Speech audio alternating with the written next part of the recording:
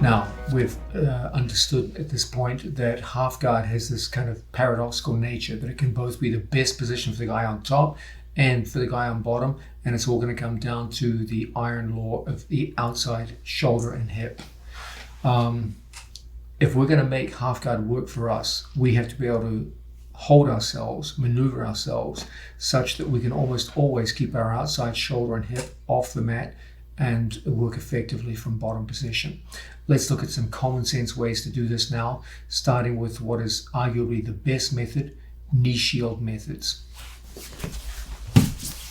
Anytime someone's in our half guard, one of the biggest dangers we face is that our opponent brings chest to chest contact and gets an underhook on that far side, because that enables them to put direct pressure on both my head and shoulder in such a way that they pin my outside shoulder to the mat. And as my outside shoulder goes to the mat, my hip tends to follow, and now you've just broken the fundamental rule of outside hip and shoulder. A knee shield is designed to stop that initial chest to chest contact. If my opponent comes barreling forward, I have a choice between a high knee shield and a low knee shield. Either one, when my opponent comes forward, will prevent direct chest to chest contact. As a result, when my opponent tries to pressure my shoulder to the mat, it becomes almost impossible. They could walk their body in this direction. That will start to bring my hip to the mat. So that is a potential danger. Okay, so it's important we have some kind of close connection here with that knee shield, and we keep our body pushed out looking in this direction. Because if my opponent walks his body so that my knees start to face the ceiling, even though he never had direct chest to chest contact, he can walk my hip to the mat. So there has to be a state of tension in our legs here. So when he goes to walk in that direction, I should be able to hold my body here. I shouldn't be so relaxed that any walking on his part just tilts me over onto my outside hip and shoulder. Okay, so I don't want to be freaking out here or overly tense, but I can't be overly soft and pliant either. There should be a mild tension in my body, which keeps me facing this direction, prevents my outside shoulder and outside hip from going down. Okay, now we just said there's two fundamental choices here between a knee shield low at the hip, that's one good method, or a knee shield high inside the shoulder. Both are extremely good. If we just turn around, you'll see there's another fundamental distinction here. There is not only a high and low knee shield, there is an open and closed knee shield. When we work from a low knee shield position, it can be closed, like so. And this can be a wise thing whenever you have someone who's very strong at leg lock attacks. Because if I open in this position, they can start sitting back quickly into leg locks, okay? So sometimes it can be wise to keep our feet locked in this position. If my opponent is coming forward, then we choose high knee shields. Here, there's much less need for me to have my feet locked. Because my opponent is pressuring forward into me, there's much less danger of them suddenly falling back into a leg lock attack. So typically we either have open and high or closed and low. This is the standard method of operating. Closed and low or open and high. They're both excellent methods. They both do more or less the same thing, which is to prevent chest-to-chest contact. Let's make sure if we use a high knee shield, we don't let the knee drift across in front of our opponent's body, then our knee can be pressured down and caught underneath them. So the location is right there inside the shoulder, inside the bicep, etc. When he goes to move around, it's a difficult thing. It forms an effective shield. Here, down by the hip, also an excellent method, like so. Again, he tries to pressure forward, and it's a difficult thing for him to do so. Now, what do these knee shields do? You've seen that they prevent an opponent coming forward and get chest-to-chest contact. That's a good thing defensively, but how does that lead into our offense? In the case of the high knee shield, what we're looking to do under these circumstances is create a space into which my body can follow the shield. So when we're here in front of our training partner, whether we grip at the wrist, whether we grip at the bicep, ultimately what we're looking to do is to take our opponent's body up and create a space for our hand to pommel underneath their arm, and then take advantage of the exposed waist. Okay, so it's a great way for us to get into a tight waist underhook situation. When he tries to get his underhook on me, can't do it, shut out. But I, at any given time, can create an opening to bring my ear to their chest and get around my training partner's waist. The same is true when we work down low. He drives forward. It's an easy thing for us to put our hand through and work underneath. If he tries to pommel inside, we just re-pommel. You'll always win the pommel position because you control the space. If I didn't have my knee there, I couldn't win the pommel situation now. But when my knee is in place, he tries to pommel inside, I can let him go. Means nothing, because he can never close that space that allows me to get my hand in. So the knee shield gives me an unfair advantage. If I didn't have the knee shield and he pommeled inside, then I wouldn't be able to pommel in. When I have a low knee shield, he pommels inside. You can get all the way inside. It means nothing. There will always be an opening for me to assert my own underhook like so.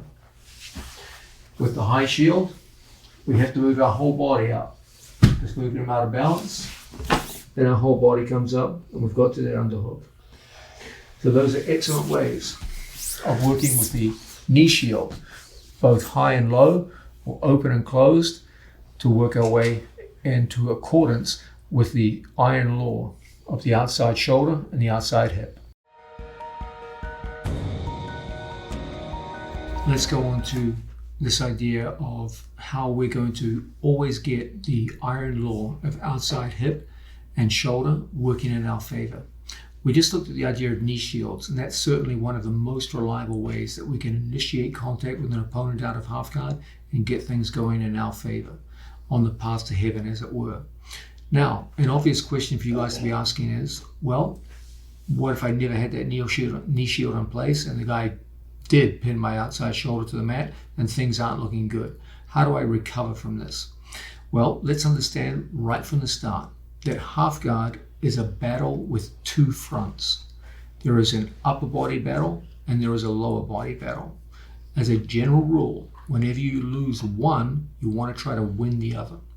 So if I've lost the upper body battle for the shoulder and my shoulder has been pinned to the mat, it's up to me to win the lower body battle so I can ultimately recover the upper body. As they say in life, as one door closes, another opens, so too with half guard. As the upper body battle is lost, you've got to go downstairs and start winning the lower body battle. So let's have a look at this. From a situation where my opponent has begun to pin me down, and because he's chest to chest, there's very little chance of me successfully pommeling my hand in now. So he's pinned my outside shoulder to the mat. Under these circumstances, I want to engage in an elbow escape where I take this right knee of mine and put it right there in the pocket of his hip. This is going to be the method by which I can get some kind of distance control back. Right now, I have no capacity to control distance. As a result, my opponent's achieved chest-to-chest contact and pinned my shoulder to the mat. This stands in contrast to a situation where I have a knee shield, where now I do control distance. He tries to come forward, my knee prevents it, whether it be high or low. And because I control distance, I could control the battle for the pommel. But when my shoulder is down and he's covered distance, so now I can't create distance anymore, now I've got to do something different. Here, I'm going to place my hand right in my training partner's hip pocket, just like so. My second hand, thumb post on the opposite hip, and from this position, I just turn and point my knee at the mat. In this case, it's my right knee.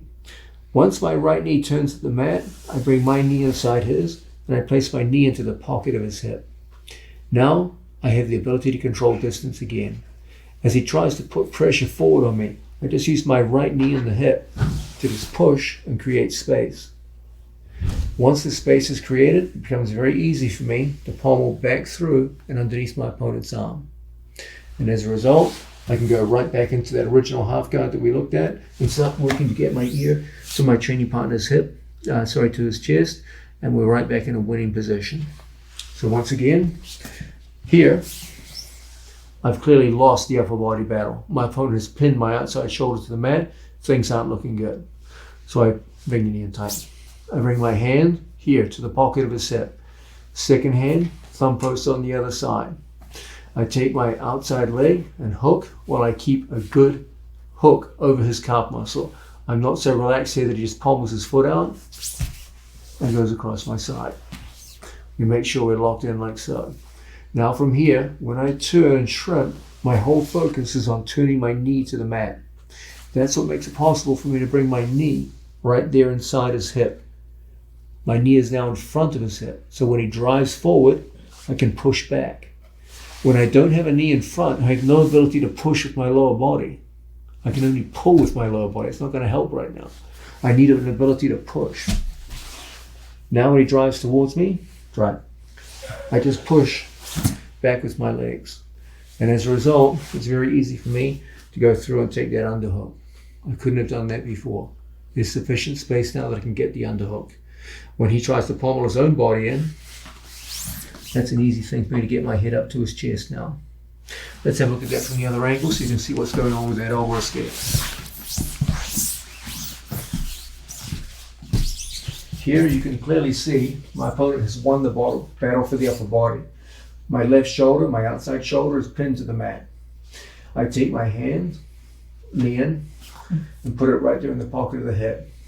Second hand comes in here and thumb posts the hip. I can't be relaxed with my legs.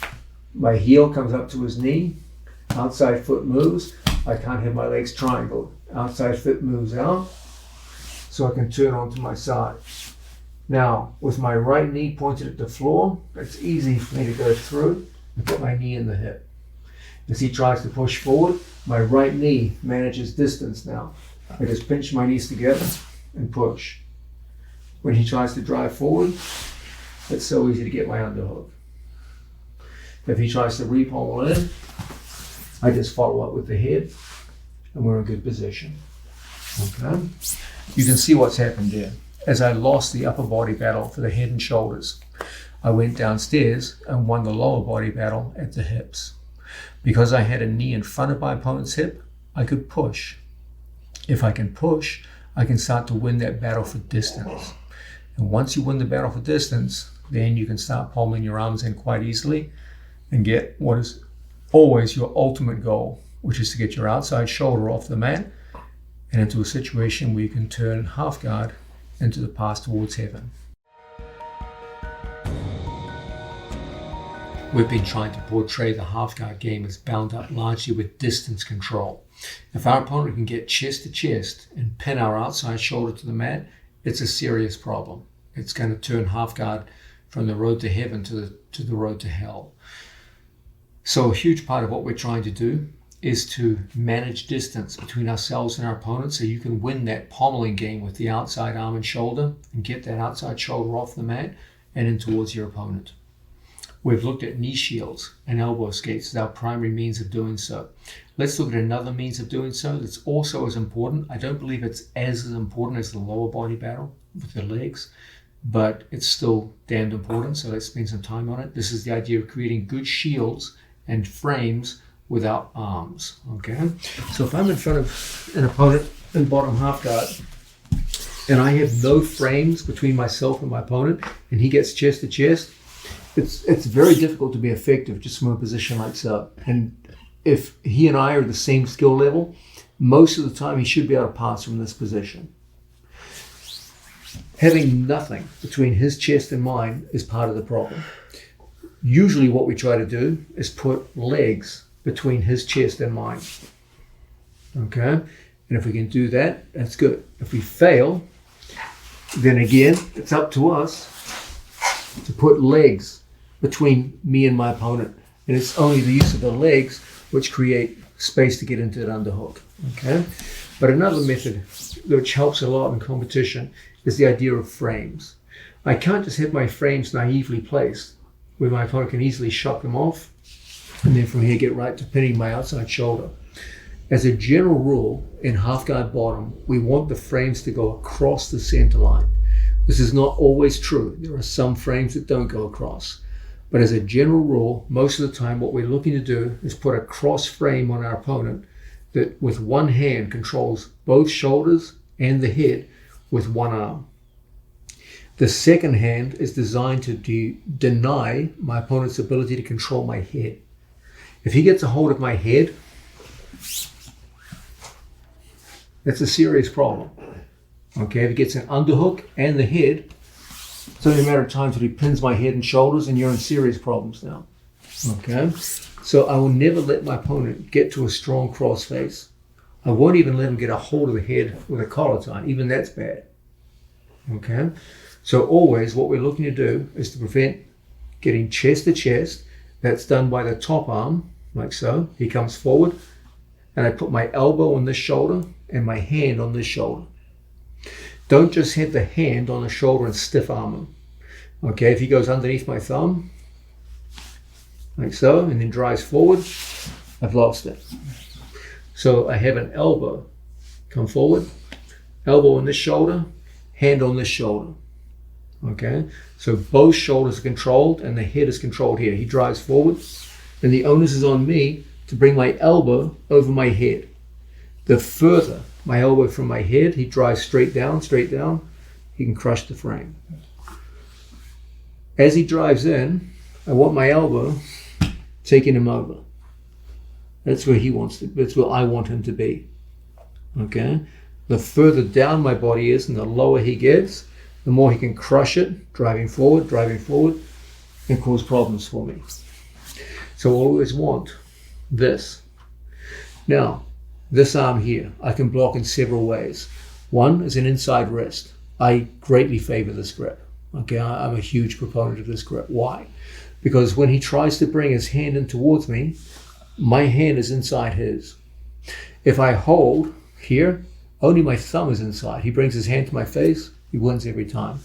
When I put my whole hand inside, he tries to bring his hand to my face, it's almost impossible. You can just shut it out completely. So this is one excellent grip.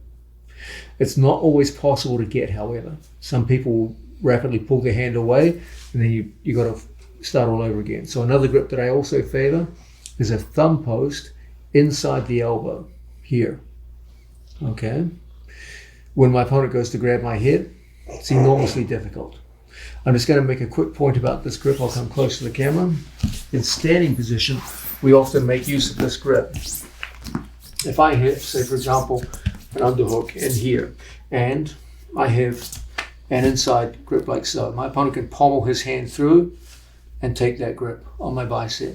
Okay, so if I grab the bicep with inside control, he can come through and take it away from me. Again, like so.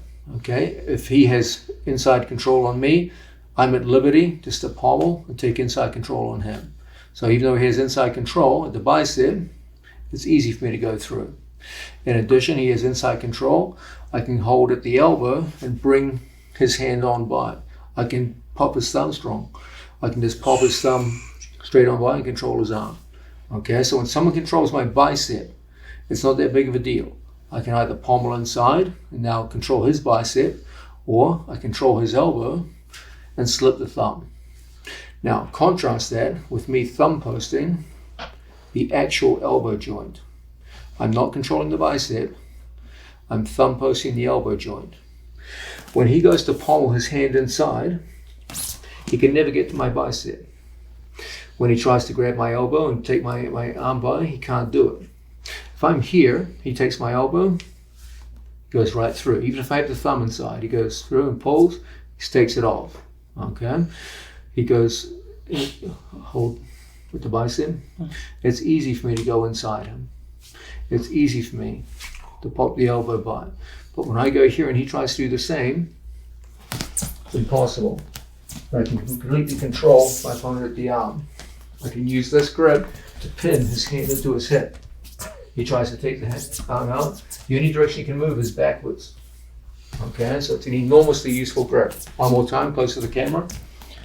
If someone holds me at the bicep, it's easy just to pommel back inside. It's easy to pop the arm by. But when I control them here, thumb posting at the elbow, when they try to grab my elbow, I'll never get to it. When they try to pommel inside, I'll never get inside. You use exactly the same grip in half guard bottom.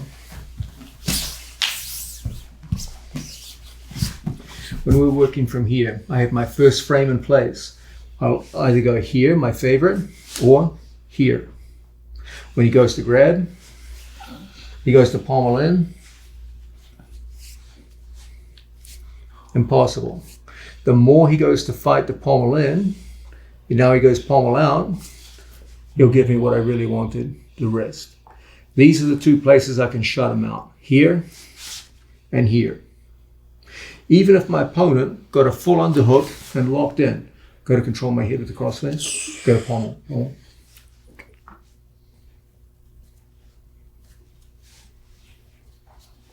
It's impossible. Okay, it's just a very, very controlling grip. As opposed to me going here, where I can easily pommel through, crossface, and get control of my head. So when you want to shut down this arm, here and here are your two best bets. Okay? If you can't get these, then you've got to use your elbow. If you are going to use this hand, bring everything in close. Use the elbow. Don't try to use the hand. The hand itself, he just palms inside, is a joke. So you've got to come in close. Okay? He goes to grab my head, and you're in so close that you can hold it out with your elbow, not your hand. Okay, so if you are going to use bicep control, it's the elbow that does the protecting, not the hand. Your hand won't save you here. You can also thread the second hand in to help back it up. Okay, and once you get to these kinds of situations, you can go in and control your opponent where it really counts. Okay, here, here, and here.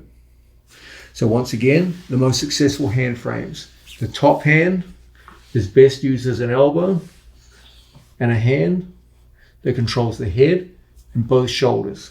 So one arm controls left, right, and head. Okay. The second hand, best is here. This is two, very good. And if you can't do that, then keep it in close. And focus not only on the frames, but on bringing him up and forward. The more he drives forward into me, the more I can hold him off. The more his head goes over my head, the easier it becomes to come around the corner into the grip that I really wanted all along, around my opponent's tight waist. Okay? So once again, arm frames. Top arm, points of contact, 1, elbow 2, forearm 3. He goes to drive forward. It's tough. Second hand, 1, 2, 3. Working in unison, trying to bring the hand over the head so we can get to our ultimate goal, our shoulder off the mat, arm around the waist, and then from here, it's going to be easy for us to play half guard bottom. Once you understand the interplay between your knee shield, your elbow escape, and your arm frames, it's going to be very, very difficult for your opponent to pin your outside shoulder to the mat. And as you know by now, if you can keep that outside shoulder off the mat, along with the outside hip, you're on the path to heaven. One of the chief advantages of working out of half guard is that it offers many very strong forms of kazushi. You guys know that ultimately I believe that guard position is built around the idea of kazushi, or off-balancing an opponent, and that this has to be the foundation of everything you do from bottom position. Your opponent on top has the advantage of gravity working in his favor, and most people only see gravity working in one direction, downwards. They think the top person uses their weight and pressure through gravity to restrict the movements of an opponent. But understand that it's a two-way street. Just as your opponent can use his mass from top position, you can use kazushi from bottom position and get their body weight working against them. If you can take their center of gravity outside their base of support, they're going to have to base out and recover balance. And during that time, it may not be long, but it doesn't have to be long. For that short period of time, there's going to be vulnerability. And it's from there that you can start launching your attacks. Half guard presents arguably the single best bottom position for off-balancing people. Why? Because you're so close to their center of gravity. There's so many ways to disrupt an opponent's balance because you're deep underneath their hips, as opposed to most open guards where it's quite a difficult thing to off-balance them because their center of gravity is a long way away from yours. So let's start to have a look at what we're looking for when we go to off-balance people. There are two infallible signs that you have been successful with your kazushi. from bottom half guard. This is when your opponent's hand touches the mat or when their hip goes down to the floor. If you can do either of those two things, put a hand to the mat or bump their hip to the floor, that means that's concrete evidence that you have taken them out of balance. Always understand that when someone is on top of you in half guard, if their hands are free to move and they can lock around your head and arm, it's going to cause you a lot of problems. But if their hands are basing out on the floor, that means their hands aren't on you. And as a result, you can move underneath them and get to those favorite grips that you looked for, the tight waist grip, for example, the single leg grip that we'll be looking on later on in this video, and you can get on the attack. So everything for you is your ability to get their hands and hips to the floor. If you can do those things, it's going to be very easy for you to get your dominant grips and go directly into your attacks. Let's get into the nitty-gritty and start looking at how to get people out of balance, how to get those hands and hips to the floor in ways that will make a difference when you're actually going in live sparring. Okay, first one we're going to look at is a half scissor. This is not the most spectacular move to look at, but it's very important for many of the leg locks we'll be looking at later. Okay, someone's in my half guard. The first form of kazushi we're going to look at is a half scissor. You guys remember your first days in jiu-jitsu? You first started off, you all learned a scissor sweep where you brought your legs across your training partner's chest and feed them over to the mat. Well, a half scissor is just that from half guard. So because you're working from only half of your opponent's body, it won't sweep them onto their back. What it's designed to do is to get a hand on the floor and make their head move from the center line out and away. He wants his head coming towards me. So all we're going to do is the same action we would do for the scissor sweep, but without the outside leg, just the inside leg. And it forces our opponent's hand to the mat and forces their head away. And as a result, that opens up an ability to get to my opponent's legs, and we'll soon see to spin into various forms of leg lock. So this one's super simple, but very important for the leg lock action that we'll be looking at later on in this video. So once again, we have an opponent in front of us. As we base out on our man, we bring the high knee shield up. I bring my leg across the lat muscle. Right now, I couldn't really go for the leg locks because my opponent's head is in the way. I would like to take him out of balance. We know what that means. We're going to get a hand to the floor, and I want his head to move. So I hit the same action as the scissor sweep that moves his head and his hand to the mat. If his hand's on the mat, it's not on you. And it means I'm going to have a clear run to get through to my opponent's leg. If I didn't do that, he could block the inside of my wrist, and I can't get to my leg locks. Okay, so our whole thing is to get him out of balance. The head is moved, the hand's on the floor, so now I've got the free action I need to go into the various attacks that we favor. So that's very, very simple, but very important for many of our leg lock entries that we'll be looking at soon. A simple half scissor is our first method of kazushi. The next form of kazushi that we're going to look at is also very important for some of our major leg lock attacks out of half guard. This is where we work from a half butterfly guard and we bump our opponent's hip down to the floor. We've seen already that our target whenever we apply kazushi from bottom position is either a hand or a hip down to the mat, and in some cases both. This is a good example of getting a hip down to the floor. So from a situation where I'm working from half guard and I have a butterfly hook in place and I have my training partner's shoelace down here, I'm going to take my knee across from one hip across to the other, and as a result I can turn and bump his hip down to the floor so he has a hand and a hip on the mat. And from positions like this, there are many forms of leg attack that we'll be looking at later on in the video. So it comes out of a half butterfly situation, not from half guard. So as we start in front of our man, we base out, we place our foot right in there as a butterfly hook. My hand goes in and captures my training partner's shoelace right down here. As he goes to pressure into me, look how I take frames in place, knee goes across, and we drive our opponent's hip down to the mat. Super simple and super effective. Even when my opponent goes to push into me here, you're going to see that between my frames and the movement across, it's very easy to bump him down. And that's going to set up many of our favorite leg attacks from bottom position. So this is a simple half butterfly hip bump. Now we're looking at various methods of kazushi from half guard. The general theme we're working on is this idea that half guard has more potential for kazushi than most other forms of guard, because it starts with your center of gravity further underneath your opponent's center of gravity. As a result, lifting actions, which are usually the best methods of forming some kind of kazushi, are easier to employ. We're going to look now at the idea of a scoop half guard and its relationship with kazushi. This happens to be my personal favorite method of generating kazushi under an opponent, because it enables you to lift an opponent into positions which facilitate leg attacks on both legs. Okay, so as much as I love all the other methods of kazushi, this one happens to be my personal favorite, and you will often see my students make use of this. So from a half guard situation, from any half guard where I go through underneath my opponent's leg and take this grip here, this is a scoop grip. Okay, now you will often hear people call this an underhook, a leg underhook.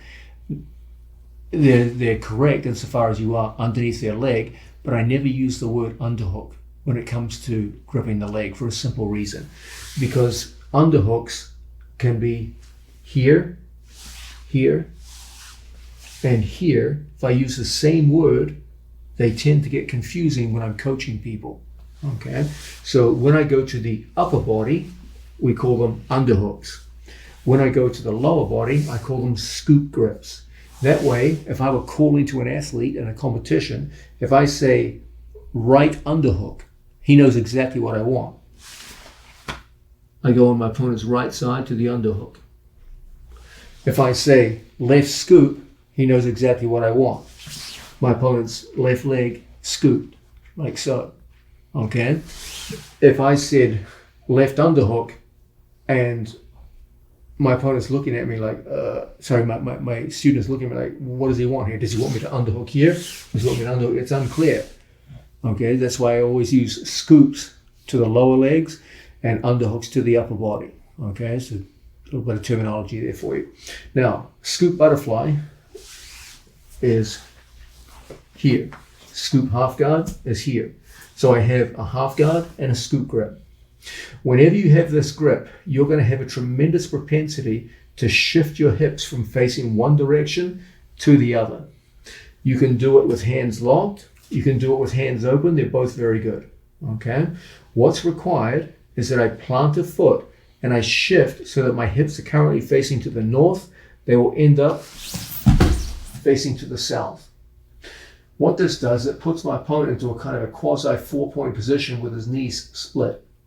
And I dominate the space between his knees because I have a leg behind and a scoop grip behind.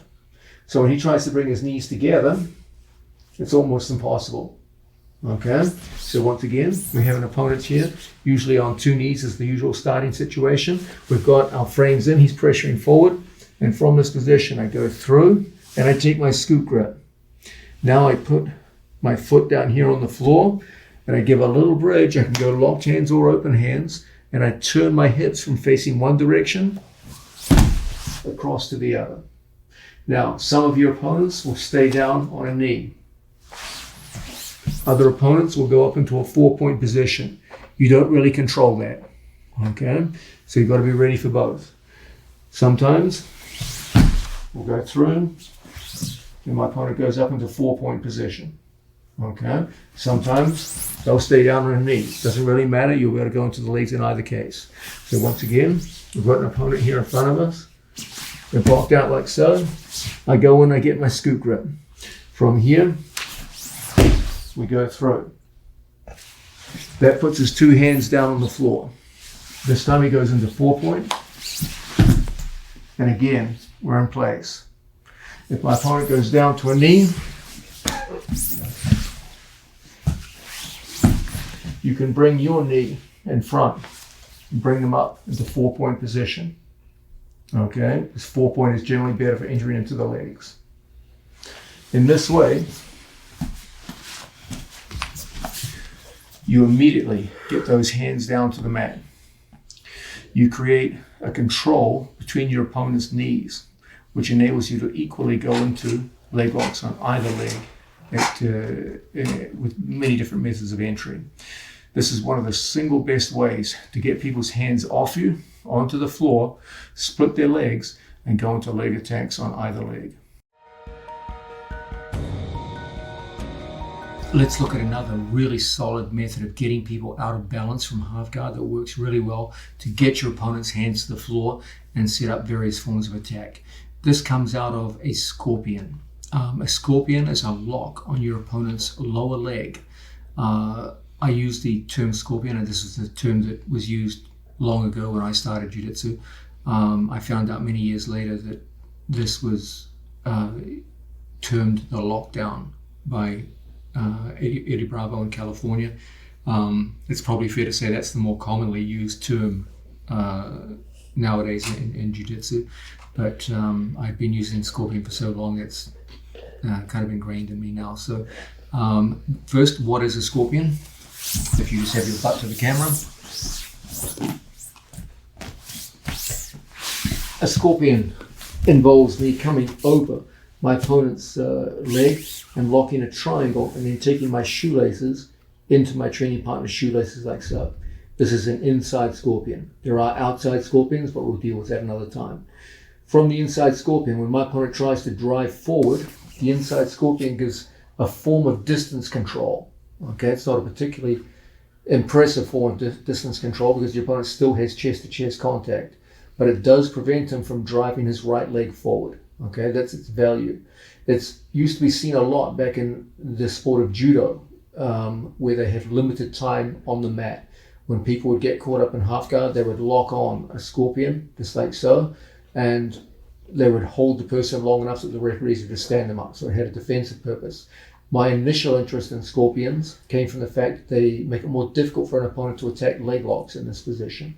Okay, if I'm naive in how I hold my opponent, he can backstep into my legs and do all kinds of things from here.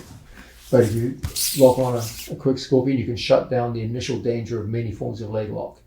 We'll see later on in this video that if we get a scoop grip in conjunction with the scorpion, this forms one of the best attacking positions from half guard. Okay, but we'll come to that later. Now we're just looking at the idea of the scorpion itself. A scorpion can also be used to off-balance people. What we're going to do is take our hands and go through underneath, prop in our training partner's ribcage by the armpit. I can't have my opponent cross-face and underhook. My scorpion won't help me much here. It's pretty easy for my opponent to disentangle the scorpion and pass from this position.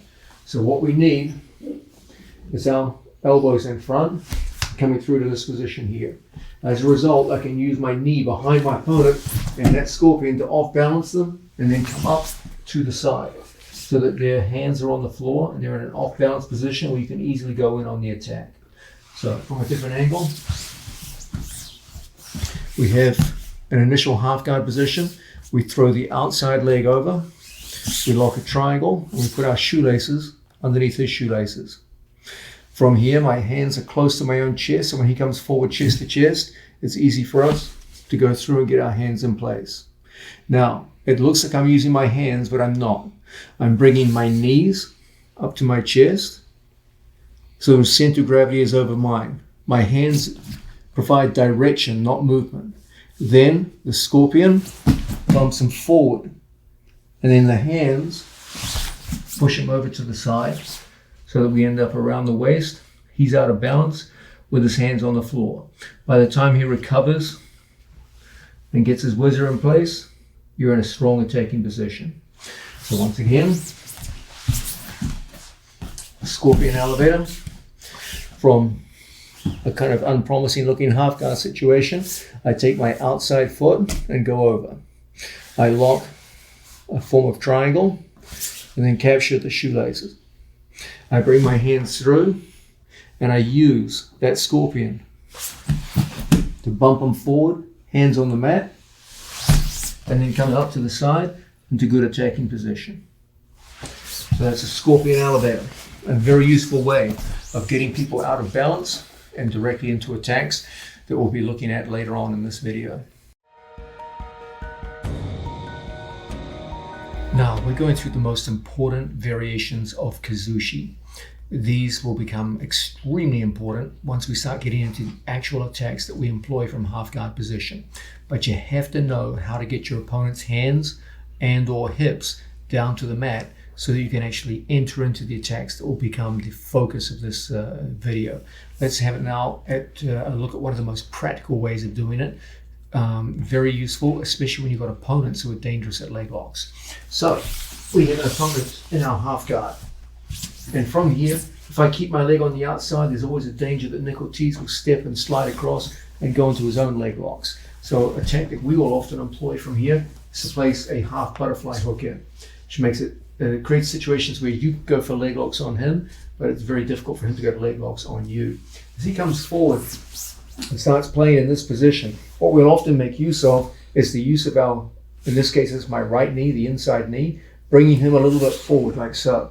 Now from here we're going to put our foot down on the floor, and we're going to use our left leg to off balance our opponent out in this direction and force his hands down to the floor. This creates many situations for us to pass our foot through and go into all kinds of leg attacks from this position. So once again, from a situation where our opponent is on top and we have half butterfly guard, even if my opponent had upper body dominance, that won't be able to stop us from off balancing out to the side, placing our foot on the floor, and then using our butterfly hook to off balance him out to the side and get his hands down to the mat. And as a result, we're in the perfect position to go into various forms of leg lock attack. Key elements.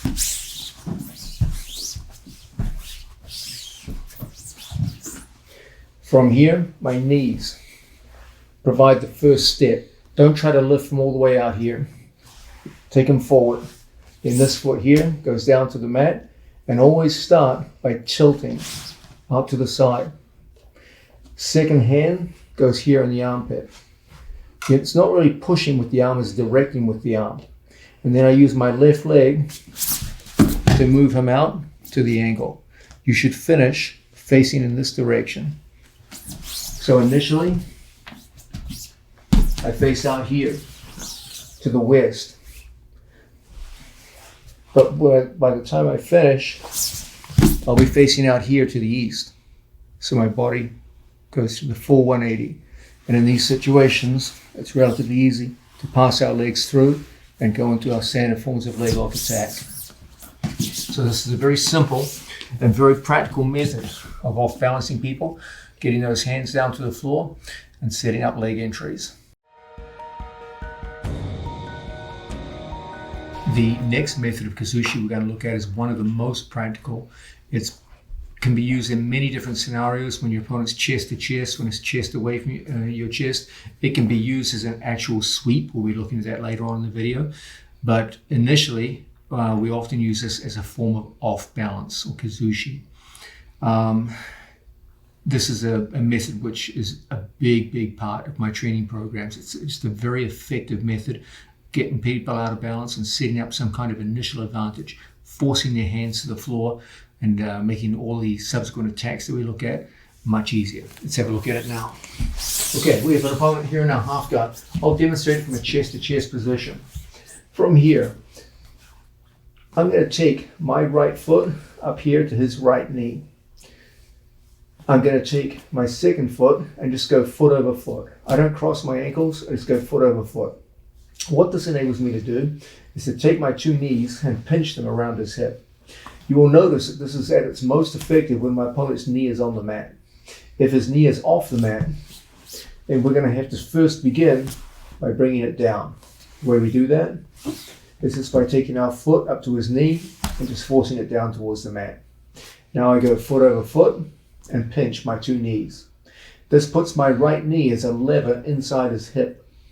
Now I take my ass just an inch off the floor and I just point my knees out in this direction to off balance him.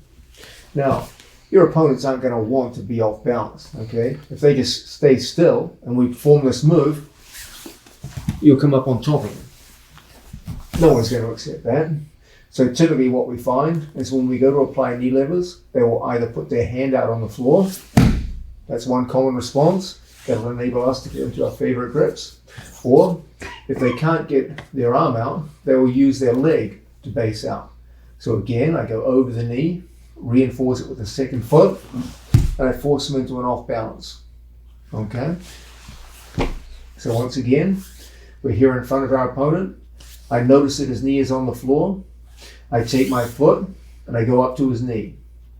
Don't go ankle to ankle, go ankle to knee. Foot to foot, not crossed ankles, just foot to foot.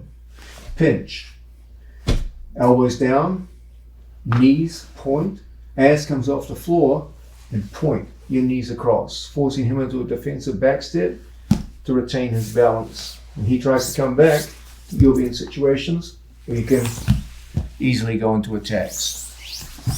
So once again, we start off, I go up foot to ankle, foot to knee, foot to foot, pinch together, and then I just push my knees to the floor and force him to base out, either with his foot or with his hand.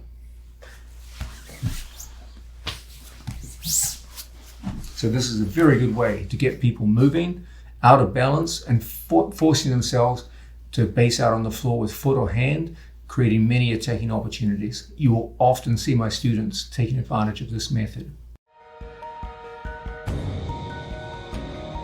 Now let's go further into our kazushi generators.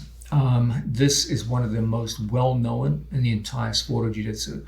You will often see good athletes take advantage of this. This is where we get underneath an opponent's arm, we get to our opponent's far hip, a so-called tight waist grip. In the sport of wrestling, they call this a seatbelt grip, but seatbelt in jiu-jitsu means something completely different, so we can't really use that name. So I often refer to it as a tight waist.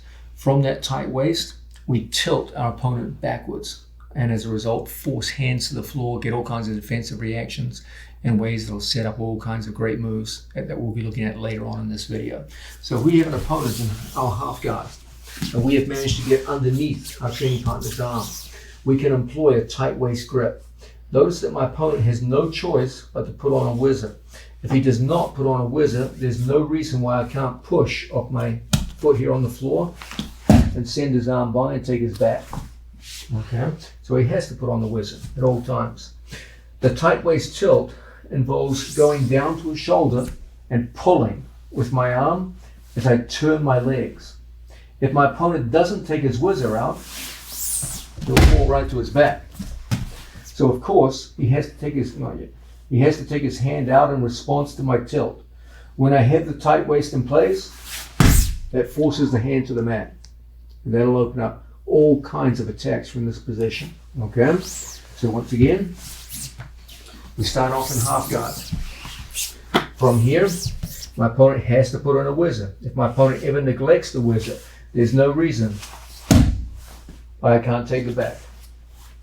So we go down to our shoulder and we go into a tight waist tilt, forcing my opponent's right hand down to the mat and creating all kinds of attacking opportunities that we'll be looking at later on in this video. So this remains one of the absolute most effective and most practical forms of kazushi, forcing an opponent's hand to the mat in ways that set up many different kinds of attacks that we'll be looking at later. Now let's look at another very practical form of kazushi, which we can often make use of. This one is particularly interesting because it's not seen quite so often, but when you do need it, you really need it. It's typically when someone has a really good crossface on you. And from there, you can generate quite a strong kazushi and force that annoying crossface off your head and onto the mat. So let's have a look at a situation. We're working from half guard, and my opponent has gotten to a situation that many people would think of as dominant. In addition, they've got their knee in so close and tight, turning the hips in, they take their knee off the mat, and as a result, they don't have a knee lever to work with. If the knee was on the mat, I could go directly to a knee lever here and off balance them. But they've taken their knee off the mat. So what do I do now? I'm going to take my bicep and put it on my training partner's ear. I'm going to take my second arm out, just like so. And from this position, I take one leg to hold him at the knee. I do not have a triangle locked. You can't do this move with triangle legs. So I come up, I hold with one, I put my other foot on the floor, And then from here, I start a windmill action where my arms prescribe a circle, like so, and one chops him down here at the knee so he can't base out. And the other cross faces my training partner at the temple. And as a result, we get a long windmill action as I hit a simple bridge, and we get a strong off balance over to the side. Now, what do you think your opponent's going to do in response to that? He's going to base out. What does he have to base out with? It can't be this, because I'm blocking it. This is his only availability. So he's got that strong crossface on me, putting pressure on. So you can hear my voice changing with the pressure. Now, from here, I start that windmill and I force this hand out defensively. When he comes back in, you've got your grips we talked about earlier, here or here. And when he tries to come back in, it's all blocked out. So it's going to be very easy to get your frames back in place, and now you're into your favorite grips. So once again, he's got what most people would describe as a dominant situation. He's got crossface, his knees turned in, there's no elbow escape, and his knees off the floor, so there's no ability on my part to hit a knee lever. So from here, I bring my foot up to his knee. I can't stay here forever, but I come up off the floor, bridging, cross-facing, windmilling, forcing the hand down. He comes back in, right into our grips. And then from here, we're in a good position to go back on the attack. He forced his hand to the mat, the great symptom of Kazushi, a successful Kazushi, and got out of a bad situation. So here I am, I'm in a little bit of trouble. Now I come up, and now everything's looking a lot better as we come back in. Okay? So this is a simple way to force those hands to the mat. So there you have it, guys. A bunch of methods of generating Kazushi from bottom position that'll cover pretty much any situation you'll find yourself in half guard. Have confidence that when you work from bottom half guard, it's generally easier for you to create Kazushi than it is from any other guard position. It's one of the chief virtues of half guard position. It's one of the reasons why I want you to get so good at it. Understand that you'll know exactly when you have achieved Kazushi. When you see hands or hips going to the floor, usually it's the hands, but occasionally it's the hips.